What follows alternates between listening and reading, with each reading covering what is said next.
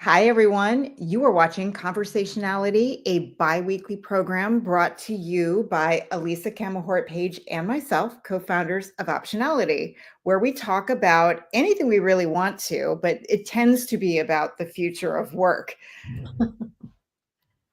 Hi, everybody.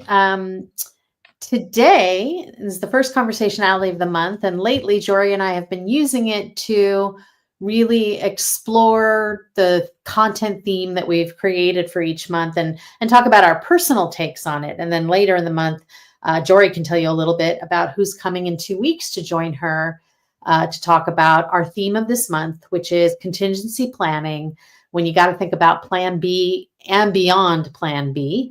And Jory, the first newsletter of the month, really kicked off this theme with a metaphor that I am in a second going to ask her to really go into. So Jory, why don't you tell us who's joining us in a couple of weeks, and then tell us about the newsletter you published and the metaphor you've kind of come up with for thinking about planning. Well, since we're talking about contingencies, it's something that's been on my mind of late because I've been sort of working my way through plans B, C, D, and beyond, and reading whatever inspires me and makes me rethink change and accept change. And one of the most inspiring newsletters that I have been reading is one from a woman, Elizabeth Bohannon, who I've known for a few years now. She is an ex-executive, a coach, and around COVID, she learned that she had an incurable form of cancer, multiple myeloma. She's been going through treatment for years. As I've known her, she's always upbeat, but I know she's going through something. And she has, I think, given us a gift of updating her community and developing a real relationship with her readers around her treatments, her experiences.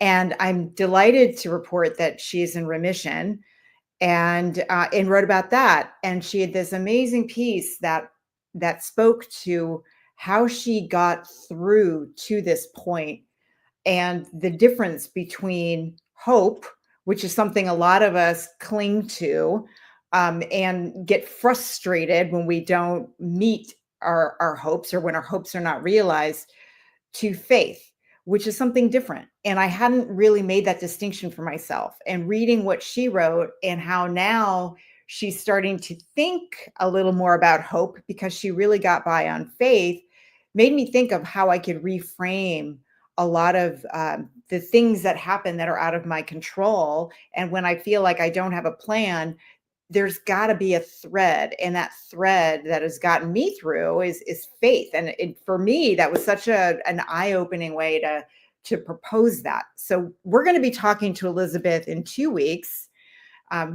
She's kindly agreed to join us. She's such a compelling, warm speaker. I can't wait to have you all meet her. And as for the metaphor, so the metaphor that I wrote about was bricklaying. And it goes to a story of a friend of mine who, in the midst of a lot of planning and plans that were not working out, sort of rethought her life and really got present. And that's kind of the theme. I also look at bricklaying as being present. She got very present, and she was describing to me how she reconstructed her work life. And it wasn't easy. It was very messy, but it was much more fulfilling. And if there was a way to describe what that looked like for her, it was being present with what she was doing and not always planning, scheming, always looking ahead, and then realizing that the present was not where she wanted to be. So she described it to me as she was building her life brick by brick, which completely resonated with me and made me think about how I could think about building the bricks of my personal life, my professional life, my relationships, brick by brick. It's really about being present and Isn't that addressing. kind of like, how does that knock heads?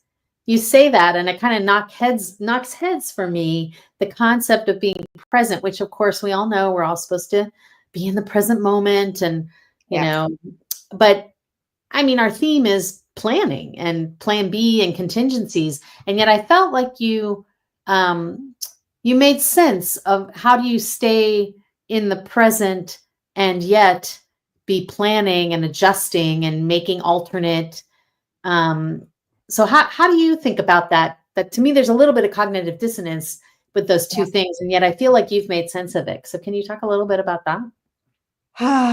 Well, using the brick metaphor, I mean, I think my philosophy has always been throw a lot of spaghetti at the wall and see what sticks. And I think I don't if you saw the anyone who saw the interview I had with Laura Berman Fortgang for a deep dive, I think it was not last month, but in April.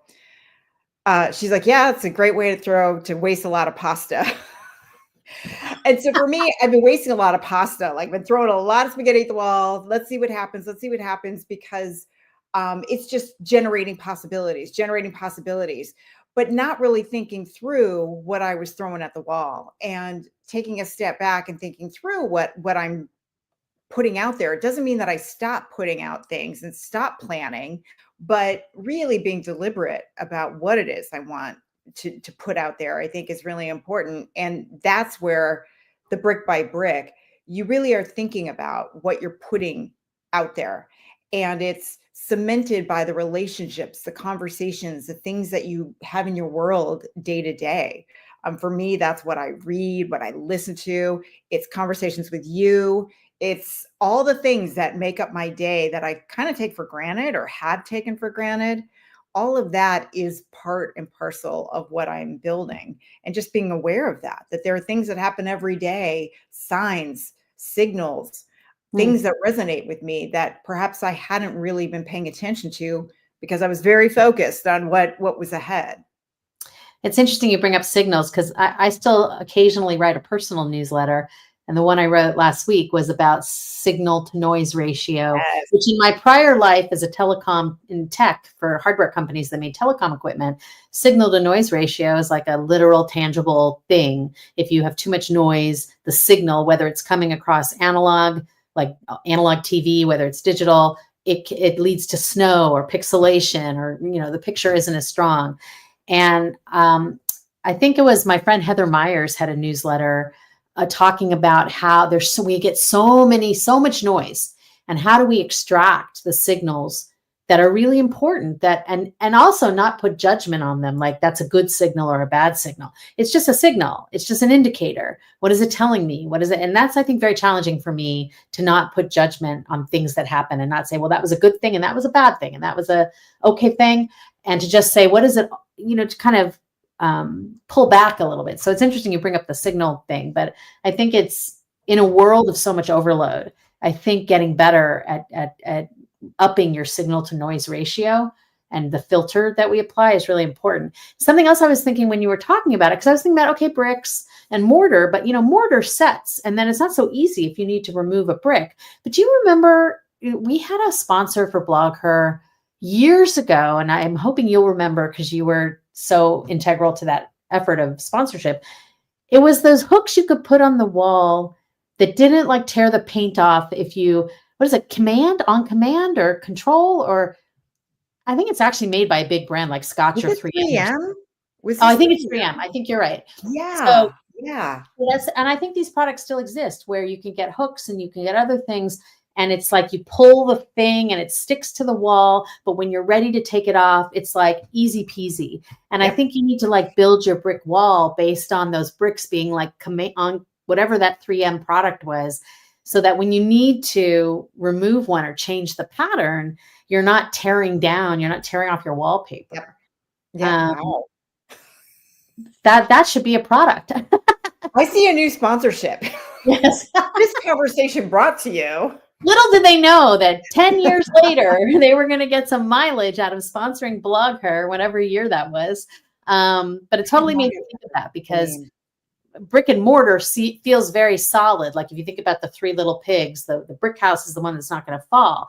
But if you're also trying to build in contingencies, you somehow need to make that mortar something that you can pull things off of and restack them and kind of or maybe it's like Legos, where you can reconfigure That could also be it, that they're like Lego bricks where you can reconfigure how they work. But like today, I had overscheduled with right before this conversationality was originally supposed to be at 2:30. I had overscheduled with something I should have known was a non, I was taking my mom to the doctor actually. And then, the doctor wanted her to get blood work. And now all of a sudden you're going and waiting in another line. And the appointment started late and then it took longer and all this stuff. And I'm like, why did I think that this thing, which is by its nature, not in a box that you can always count on it being exactly this long. Like, why did I think I should schedule this like right to the minute from when I should be home? And then when I tried to get, at first I pinged Jory and say, can you do it at 3 instead? She's like, yeah, sure. Well, then I only had my mobile with me. When I tried to get into LinkedIn to change the time, I could not find how to do that in the mobile platforms. And then I had to text Jory and be like, can you look and see if you can change the time? Because we use StreamYard to live stream, and StreamYard can only attach itself to the LinkedIn. I mean, it was just a whole, and yet here we are. Yeah. I got home at 2:58. Here we are. We started on time with a little bit of adjustment, like it all happened. And so kind of part of me was like, you know what? Like, when things don't go exactly the way you plan, how often do I get like really bent out of shape by it instead of just going, okay, so how do I adjust this to get back on plan? Like, how do I get closest to plan? How do I get near my plan? And I think that's also sort of a lesson for me, which is, just roll with it a little more. I can roll with it, but inside I'm like super agitated about it. And so me too. I know it's hard to believe, Elisa. But I'm like letting the inside. I've said, like, stop doing this to yourself. Stop planning things on the exact, but I'm also an opportunist. And then something comes up and I'm like, oh my God, I'm just going to have to suck it up and Yeah. No, but I think it's something about making our insides match our outsides, right? Because on the outside, we're like handling it and moving things and being really super agile. But on the inside, there's like some little inner, I don't know, preteen or something inside me that's going, no, that is not the way this was supposed to go. And I'm on the inside, I'm like, even while I'm taking care of it, on the inside, I'm still like, and I don't like, I need to let my inside match my outside about I'm handling it. I'm taking care of it. I have a long history of being able to handle it and take care of it. Why do I still, like you said, why do I do this to myself? Not just the overscheduling, but why, when I'm in the middle of fixing it, am I still freaking out that I had to fix it? Like just move on already. You're past that point. You had a little moment, like just do it. Like, I don't know why I still do that. You think you get to a certain age where you could learn, but. Well, that goes back to, I've stopped apologizing. Not that I'm not sorry for missing things. Yeah. But what's the point of that? Right? It's like, I still feel bad and I'm just getting that out on you. Like, you don't need it. You don't need the constant, I should acknowledge it, but I don't need it, right? Yeah. It's like being okay with that. And I completely understand. I don't know how to fix that, Elisa. I think that it's a process. I just kind of feel like if I was going to nail that process, I might have nailed it by now. Like maybe it's too late for me to nail that. Or do I just keep working on it? Well, this thing about being present, though, is a little bit of a salve. And this goes back to, we covered Martha Beck's book on anxiety in January, like beginning of the year. And I was reading it and I was getting something out of it because I've just been really anxious. I mean, aren't we all these days? But really anxious. And she made this distinction of right brain, left brain, and our left brain, we're always trying to sort things out. But if we were living in our right brain, we're being creative and we're doing something. There's no room for anxiety. It doesn't live there. It doesn't. We can't do both. Yeah. And I find that the more I turn to pursuits where I'm really putting creativity into it. I mean, this has been the blessing for writing for optionality. It's like a few hours of no anxiety, if you can believe that. I Yeah. mean, sometimes I get anxious because I'm like, oh my God, I've got to post this content on time. But Right. Right. the actual writing of it is the only time that I don't have where I'm not like, oh, freaked out. So I've been trying to think of projects and being very deliberate about that for especially now we're thinking about, contingency planning, staying present with what I've got on my plate and Yeah. trying to focus on that because it really does. When I let myself focus on it, it really does just remove a lot of that anxiety around contingencies and and planning.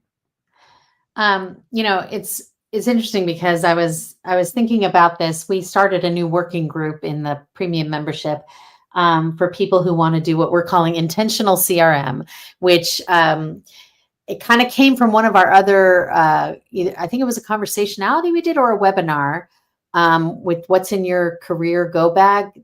Who was that? That was your, It was Jennifer Coogan. yes, right. So, and we'll put links to all these things we're referring to in the show notes. But, and one of our premium members, Melissa, said, something so stuck with me about that instead of, we've all heard of the term spray and pray, or there's smile and dial and, all of that. Like you're just mass, posting on LinkedIn is kind of a spray and pray. Sending mass emails to everyone you know is kind of a spray and pray. And you're just hoping something comes out of it. And Melissa said that the thing that she really took from what Jennifer said was like, no. Why don't you think of like 5 to 10 people who you have actually a robust relationship with, who know your work, who've worked with you before, who thinks highly of you, and go to them with a really specific ask of what you need, because people like to help people they like, right? And then so we decided to form this little working group just more as an accountability thing to like, yes, I'm going to make this list. Yes, I'm going to find the top 5. Yes, this week, I'm going to reach out to just even 2 or 3 of them. Right. And Joanna, another member, Joanna Bloor, she was like, and actually also, should we make it more of a like, here's what I'm looking for right now. What are you looking for right now? How can we support each other? Which sometimes feels like, I know people who have been trained really well to say, what can I do for you at every meeting? And I don't ever have the right answer for that. So it like always feels like, I'm on the hot seat. Why don't I know what you can do for me? But if you're exchanging with someone with whom you actually really have a strong relationship, that kind of exchange. So we've been meeting to talk about that. And the idea isn't to say that every person you reach out to is the person who has the gig for you right now. Like, oh, I will hire you in this instant to work on this project. But that you're just strengthening the mesh of the inner core of your network. You're strengthening so that they really know when something, people reach out to you and say, oh, this made me think of you. Well, you're kind of upping the chance that what makes them think of you is actually the really appropriate thing that you want to be thought of for. And so that is part of it, I think, which is, people always say nobody likes to be reached out to only when someone needs help, right? So I think the idea of like reducing your spray and pray and increasing your knowledge of who is really that person who knows you so well and you feel comfortable talking about you and how you work. And it's not going to be everybody you've ever worked with. It's not even going to be everybody you've ever worked with that you like and likes you and that they think highly of you. Because you know what? I've had people who think highly of me for things I'm not that interested in doing anymore. Right? So it's not like I want them to be the ones out figuring out what opportunities are for me because they think of me a certain way. And I'm like, I really don't do that anymore. So, and making a conscious effort to be really tied in to those people. And to your point about apologizing, Jory, like I don't agree with the thing that says, oh, stop saying you're sorry for everything. And I'm like, sure, don't say you're sorry for everything, but say you're sorry when you're sorry. If it's like so much of that I'm sorry is so reflex, but when you're sorry, it's okay to say you're sorry, but I've never found that people, if I have let something go, whenever I send an email that says, I'm so sorry for how long it took me to reply, no one is ever like, you bitch. Like, I never want to speak to you again. It took you 3 weeks to answer me. It's over between us. No one has ever said that, even when it's months. I just emailed someone I haven't talked to in 2 years because I realized all of a sudden, wow, I haven't talked to her in 2 years.